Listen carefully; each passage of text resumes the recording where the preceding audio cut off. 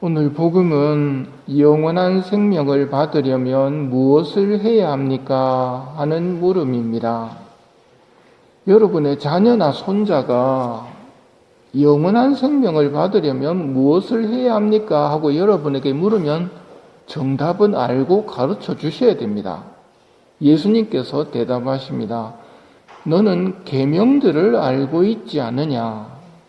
계명을 지켜야 됩니다. 예수님께서 계명을 지키면 영원한 생명을 받을 수 있다고 말씀하시는 겁니다. 그러자 그런 것들은 제가 어려서부터 다 지켜왔습니다 하고 말씀드립니다. 예수님께서는 그를 사랑스럽게 바라보십니다.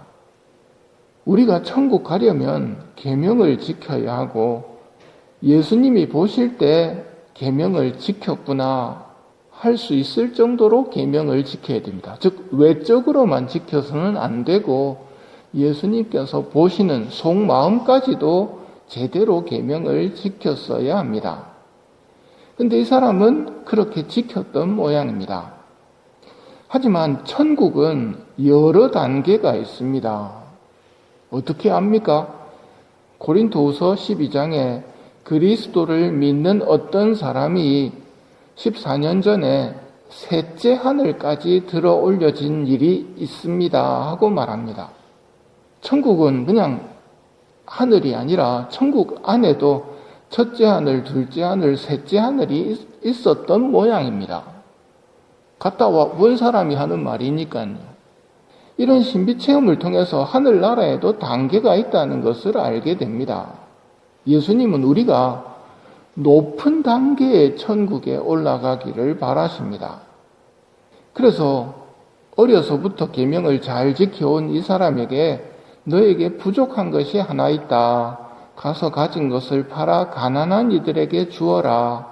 그러면 내가 하늘에서 보물을 차지하게 될 것이다. 그리고 와서 나를 따라라. 천국에 들어가는 것만이 아니라 천국에서 보물을 얻는 삶을 권하십니다. 그리고 사랑스럽게 바라본 이 사람에게는 와서 나를 따라라. 즉 사도로까지 부르시는 모습을 봅니다.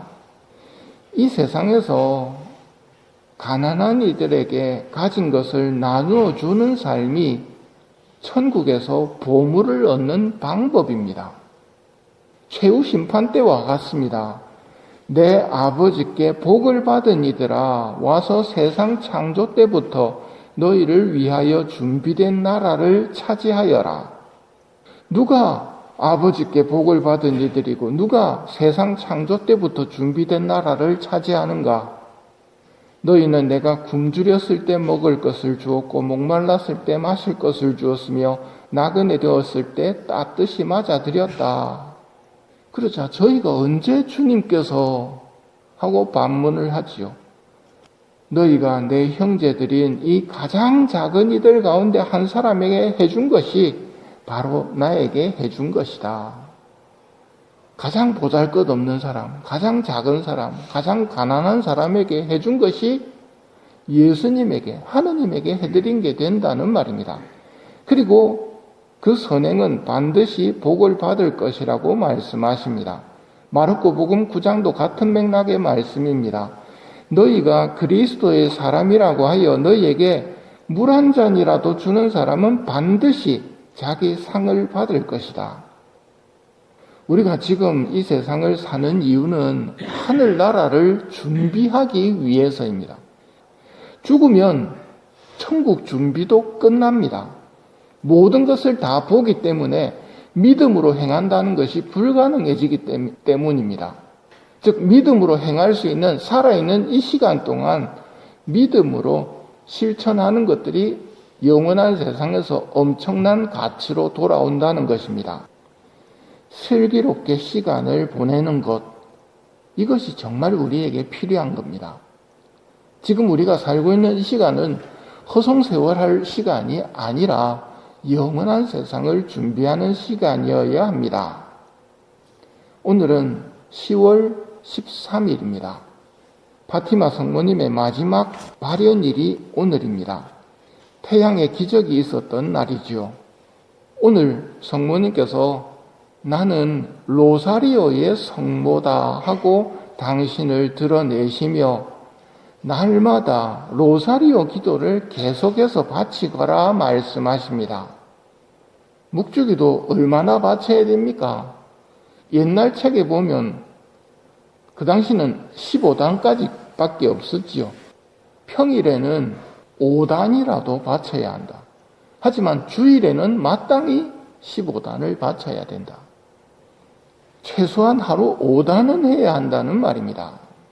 얼마나 기도했느냐에 따라서 하늘의 영광이 달라질 수 있겠지만 지혜로운 사람은 영원한 세상의 상태를 결정지을 지금 시간 활용에 최선을 다할 것입니다. 파티마는 전날부터 비가 오고 있었고 땅은 진흙탕이었습니다. 루치아가 내적인 충동에 따라서 군중들에게 묵주기도를 바치자고 말하면서 우산을 접고 진흙탕에서 비를 맞으며 묵주기도를 시작합니다. 군중들도 모두 무릎을 꿇고 비를 맞으며 묵주기도를 시작합니다. 마지막 발연일이었기 때문에 소문이 많이 나서 이때 모인 신자 숫자가 7만 명이었습니다. 7만 명이 묵주기도를 시작하자 성모님이 곧바로 오셨습니다. 그리고 말씀을 주십니다. 전쟁은 곧 끝날 것이다. 그 당시 1차 세계대전 중이었거든요. 전쟁은 곧 끝날 것이고 군인들은 집으로 돌아가게 될 것이다. 의미 있는 말씀입니다.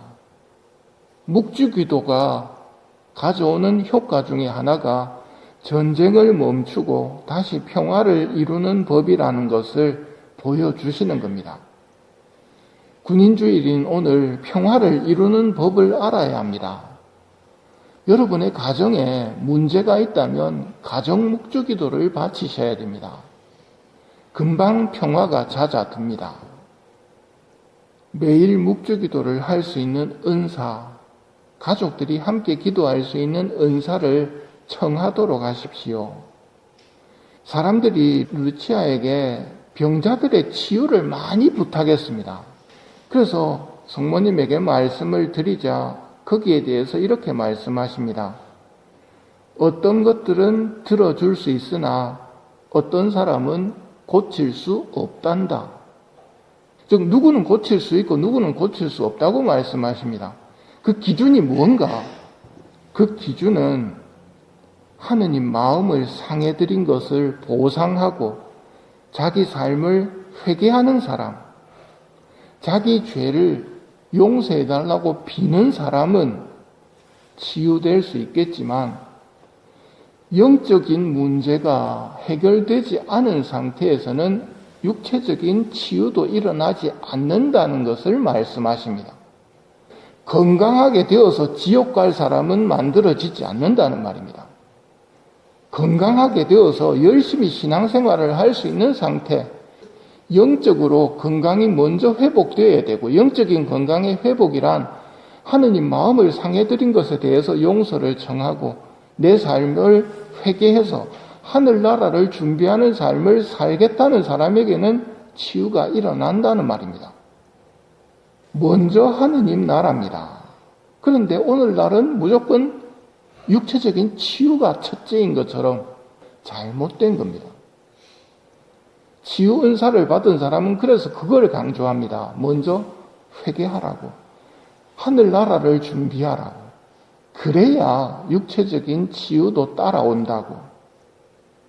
슬픈 표정으로 성모님이 말씀하십니다. 인류는 이제 더 이상 하느님 마음을 상해드려서는 안 된다. 그분은 이미 너무 많은 상처를 입으셨다. 이게 오늘 우리가 기억해야 할 말씀입니다. 더 이상 하느님 마음을 상해드려서는 안 된다. 이미 너무 많은 상처를 입으셨다. 하느님이 무슨 상처를 입었을까요? 여러분에게 뭐가 가장 소중합니까? 자식들일 겁니다. 누가 여러분의 자식을 죽인다면 엄청난 상처겠지요. 미국 대선의 두 후보 가운데 가장 큰 차이를 보이는 것이 낙태할 수 있다와 낙태 그렇게 하면 안 된다거든요. 낙태가 뭡니까? 아이를 죽이는 건데 죄 없는 사람을 죽이는 겁니다. 누구입니까? 하느님의 자녀입니다. 하느님이 만드신 생명인데 그걸 죽일 수 있다. 죽여서는 안 된다 하고 선거를 하는데 삐까삐까합니다. 지금.